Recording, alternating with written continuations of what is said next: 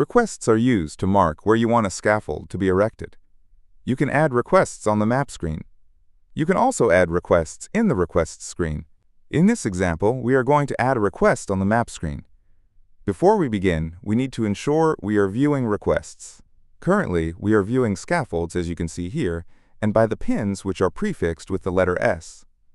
We will change this to requests. Click Scaffolds, and then select Requests. You can now see requests on the map. Add a request by clicking the Add button. Next, drag the screen so the crosshairs are over the location where you want the request to go. Note that you can use the coordinates to find the location. You can also use the My Location button. This is especially useful on mobile devices. Click OK, and the Request Details dialog will be launched.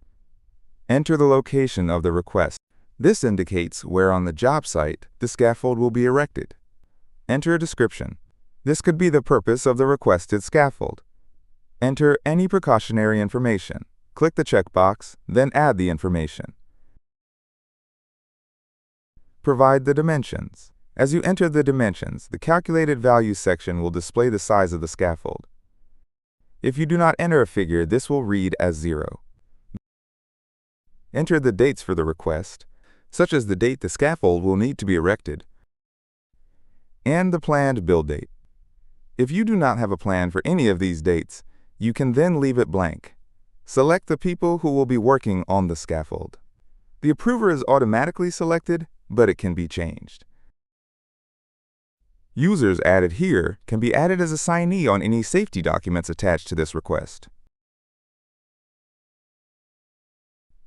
Then provide the general information for the scaffold. This includes the area, project, and contractor.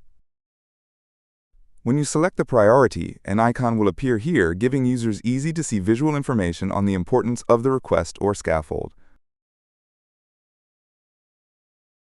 You can also add an image. Click the folder icon and select your image.